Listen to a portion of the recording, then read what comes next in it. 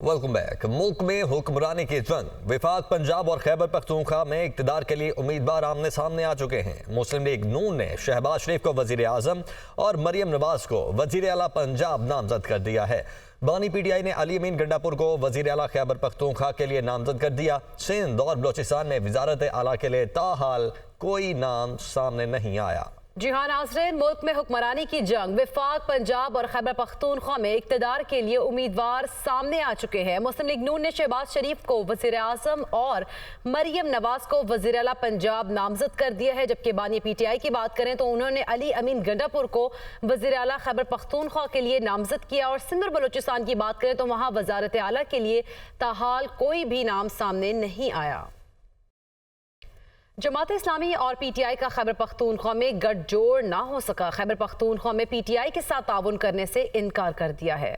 जमात इस्लामी कौमी सतह पर पीटीआई के साथ ताउन के लिए तैयार थी। लियाकत बलोच की जानिब से यह कहा गया, पीटीआई की जानिब से सूबे की हद तक हुकूमत साजी में मदद मांगी गई थी। उनकी जानिब से यह भी कहा गया है तो जमात इस्लामी और पीटीआई का खैबर पख्तूनख्वा में गठजोड़ नहीं हो सका है। खैबर पख्तूनख्वा में पीटीआई के साथ ताउन करने से इनकार कर दिया गया है, जबकि जमात इस्लामी कौमी सतह पर पीटीआई के साथ ताउन के लिए तैयार थी। उनकी जानिब से ये कहा गया है, पीटीआई की जानिब से सूबे की हद तक हुकूमत साजी में मदद मांगी गई थी। आमिर जमील हमारे साथ मौजूद हैं पेशावर से।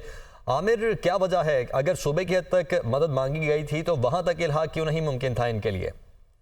जी बिल्कुल, देखिए जमात इस्लामी और पाकिस्तान तहरीक इंसाफ का खैबर पख्तूनख्वा में हुकूमत में आपस में गठजोड़ नहीं हो सका। और जमात इस्लामी की जानिब से बताया जा रहा है कि चूंकि पाकिस्तान तहरीक इंसाफ की जानिब से वफाक की सतह पर इनसे ताउन की मदद नहीं मांगी गई, सिर्फ खैबर पख्तूनख्वा की हद तक मांगी गई है, जिसकी वजह से जमात इस्लामी ने मशावरत की है अपने अंदरूनी तंजीम में और उसके बाद ये फैसला किया है कि जमात इस्लामी जो है वो पाकिस्तान तहरीक इंसाफ के साथ सूबे की सतह पर भी सियासी इत्तेहाद और गठजोड़ नहीं कर सकेंगे। नायब अमीर लियाकत बलोच की इस हवाले से हमारे साथ बात हुई और उनके कहने के मुताबिक गुज़िश्ता रोज भी उनका यही कहना था कि पाकिस्तान तहरीक इंसाफ की जानिब से ताउन की मदद और दरख्वास्त की गई है, तमाम मशावरत के बाद फैसला किया जाएगा। और आज उन्होंने फैसला अपना कर लिया है और उस फैसले के मुताबिक जमात इस्लामी जो है वो खैबर पख्तूनख्वा में भी पाकिस्तान तहरीक इंसाफ के साथ हुकूमत साजी में मदद नहीं करेगी। ठीक है आमिर जमील, बहुत शुक्रिया आपका। और शहबाज शरीफ और मौलाना फजलुर रहमान की मुलाकात की अंदरूनी कहानी। शहबाज शरीफ की मौलाना फजलुर रहमान को हुकूमत इत्तेहाद में शामिल होने की दावत। मौलाना फजलुर रहमान ने शहबाज शरीफ को अपने तहफ़्फ़ुज़ात से आगाह किया। हमारा मैंडेट चोरी हुआ है, मौलाना की जानिब से ये शिकवा किया गया। जी हाँ नाज़रीन, शहबाज शरीफ और मौलाना फजलुर रहमान की मुलाकात की अंदरूनी कहानी अब सामने आ चुकी है। शहबाज शरीफ की जानिब से कहा गया कि मौलाना फजलुर रहमान को हुकूमत इत्तेहाद में शामिल होना चाहिए और ये दावत दी गई थी, जबकि मौलाना फजलुर रहमान ने शहबाज शरीफ को अपने तहफ़्फ़ुज़ात से भी किया और उन्होंने कहा कि हमारा मैंडेट चोरी हुआ है। यह शिकवा किया गया है मौलाना फजलुर रहमान की जानिब से।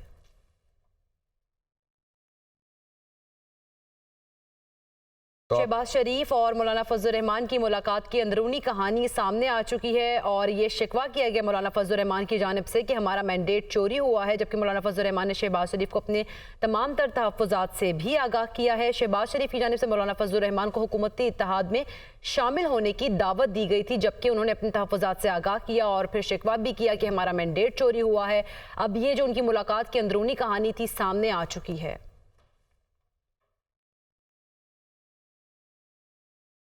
और नाज़रीन, मौलाना फजलुर रहमान की ज़िर-ए-सदर JUI की मरकज़ी मजलिस आमला का अहम इजलास आज फिर होगा। इजलास में इंतखाबात का तफसीली जायजा लिया जाएगा। असेंबलीज में बैठने या ना बैठने से मुतालिक फैसला एजेंडे में शामिल है, जबकि JUI के इजलास में हुकूमत या अपोजिशन में बैठने पर भी गौर होगा। तो मौलाना फजलुर रहमान की ज़िर-ए-सदारत JUI की मरकज़ी मजलिस आमिला का अहम इजलास आज फिर होने जा रहा है। इजलास में इंतखाबात का तफसीली जायजा लिया जाएगा। असम्बलियों में बैठने या ना बैठने से मुतालिक फैसला एजेंडे में शामिल है, जबकि JUI के इजलास में हुकूमत या अपोजिशन में बैठने पर भी गौर किया जाएगा। आगे बढ़ते हैं। खातून जज को धमकी देने का केस है। बानी पीटीआई की प्रोडक्शन की दरखास्त पर फैसला महफूज कर लिया गया है। बानी पीटीआई के वकील खालिद यूसुफ चौधरी अदालत में पेश हुए। बानी पीटीआई इस वक्त हिरासत में हैं, उन्हें पेश किया जाए, वकील की जानिब से ये कहा गया। नाज़रीन, आपको बताएं कि खातून जज को धमकी देने का ये केस है। बानी पीटीआई की प्रोडक्शन की दरख्वास्त पर फैसला महफूज। बानी पीटीआई के वकील खालिद यूसुफ चौधरी अदालत में पेश हुए। बानी पीटीआई इस वक्त हिरासत में है, उन्हें पेश नहीं किया जाएगा, ये कहा गया है वकील की जानिब से।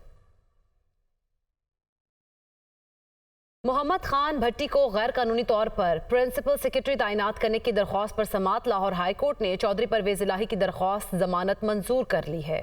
अदालत ने 1 लाख रुपए के मुचलकों के एवज जमानत मंजूर की। जस्टिस शहराम सरवर चौधरी परवेज इलाही की दरख्वास्त पर समात कर रहे थे तो मोहम्मद खान भट्टी को गैर कानूनी तौर पर प्रिंसिपल सेक्रेटरी तैनात करने की दरख्वास्त पर समात हुई। लाहौर हाई कोर्ट ने चौधरी परवेज इलाही की दरख्वास्त से जमानत मंजूर कर ली है। इस्लामाबाद के कामयाब उम्मीदवारों के नोटिफिकेशन के खिलाफ दरखास्तों पर फैसला महफूज। Chief justice Islamabad high court Aamir Farooq ने दरखास्तों पर समात की। दरखास्तों के ज़ेरे इल्तिवा होते ही ट्राइब्यूनल तश्कील हो गए तो क्या होगा? चीफ जस्टिस की जानिब से यह सवाल पूछा गया। ये एक कानूनी मामला है, इसे कानून के मुताबिक देखा जाना चाहिए। चीफ जस्टिस की जानिब से यह भी कहा गया। जी हाँ, इस्लामाबाद के कामयाब उम्मीदवारों के नोटिफिकेशन के खिलाफ दरख्वास्तों पर फैसला महफूज कर लिया गया है। Chief justice Islamabad high court Aamir Farooq ने दरख्वास्तों पर समात की है और दरख्वास्तों के ज़ेरे इल्तिवा होते हुए ट्राइब्यूनल तश्कील हो गए तो क्या होगा, ये कहा गया है चीफ जस्टिस की जानिब से। उन्होंने ये भी कहा कि ये एक कानूनी मामला है, इसे कानून के मुताबिक ही देखना चाहिए।